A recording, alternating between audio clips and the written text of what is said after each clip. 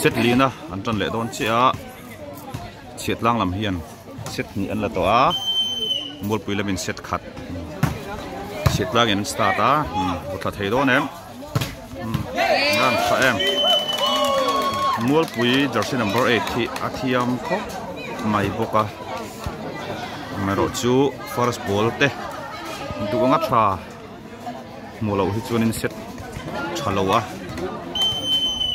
chuan vok thleng khan hong thina ball queen service a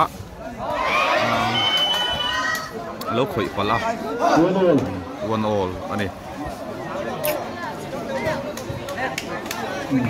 rồiคนหน้าฝ่ายนี้เหยเชี่ยพูดซะโดดสูงข้างหน้าตัดยกลงตัวกันอีกini andon an block thasiang nge mai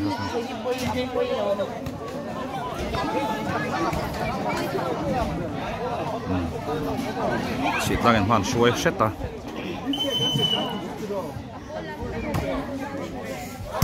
first ball tha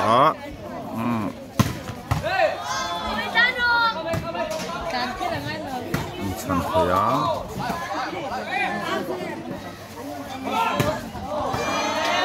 left ball out lap by Children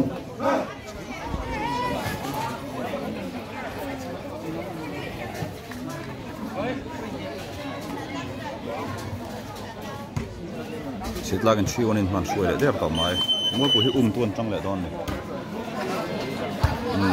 first ball thar tuk lo dewa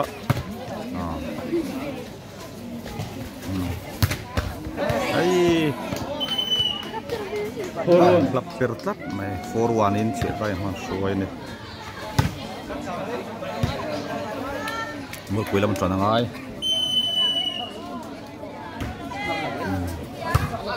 first ball tha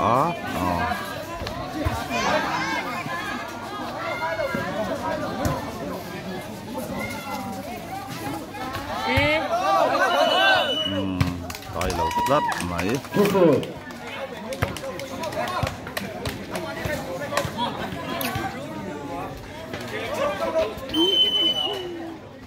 sit down attack hun hiam ve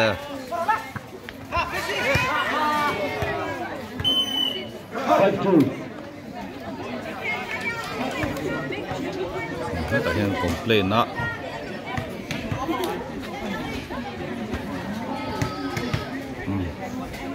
lang shit fiani mol pu attack hun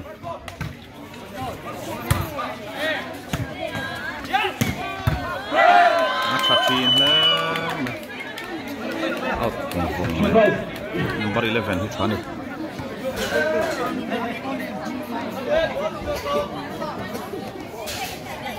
Patun panga sit lang lam attack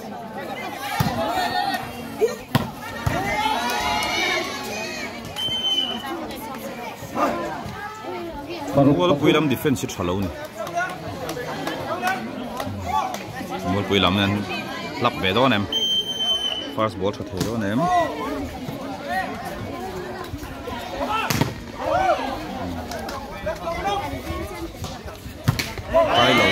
dai lo tat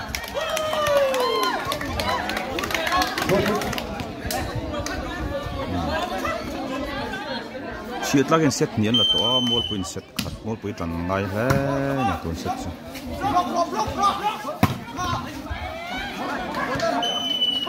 an defense at hello chin ti su la ho thoi tu 7-4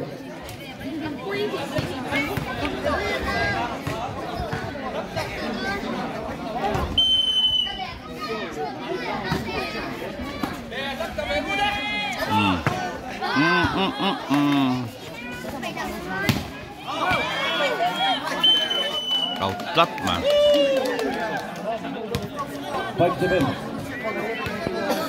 5-7 an up hatre pe mul pui lam hian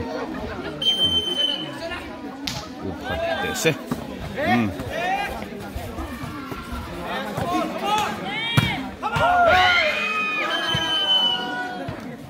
out pal lau athui ma ne 8-5 fan le to a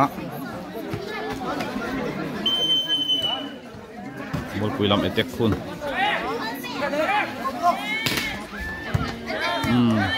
chan sa na ka thei do ne placing 6-8.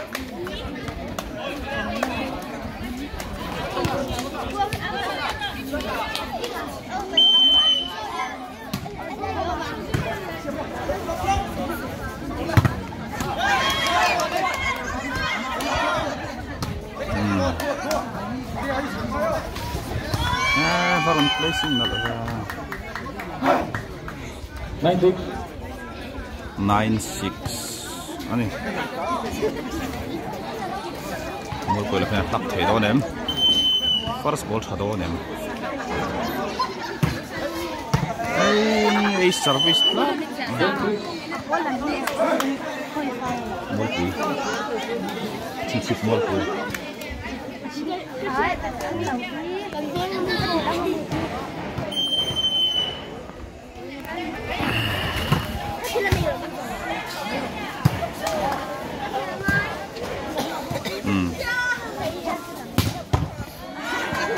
Pachina ni number 11 who district player ang tingin siya.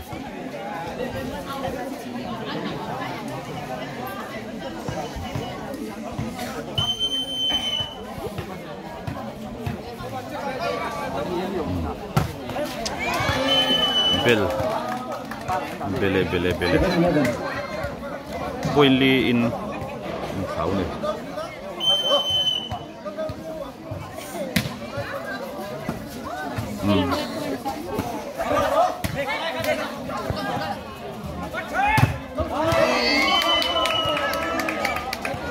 Block lah.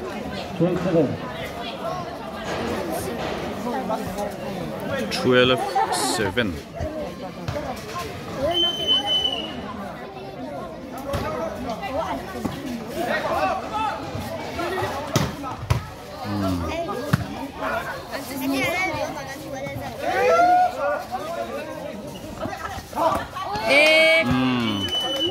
Bol pui nak kalau ta.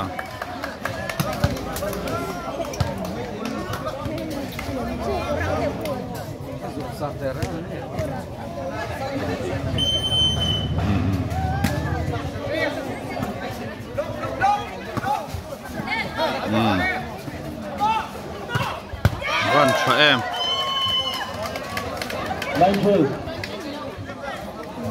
9-12 anu patep. Patay ngem.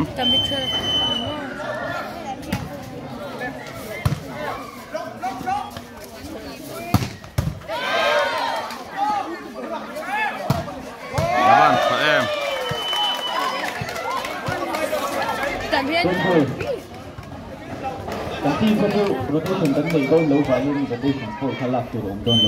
Nó cứ ghé bắt chặt sầu patay ngem.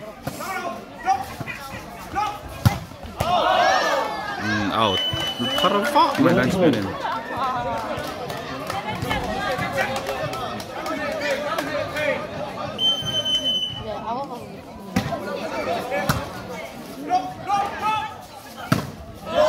Block out. 13-11. 13-11. Ya, itu kok.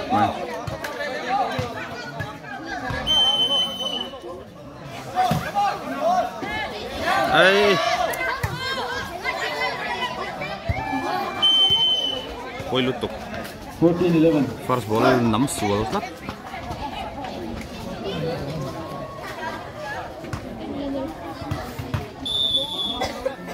Mol pui chana ngai. Time out ang bola.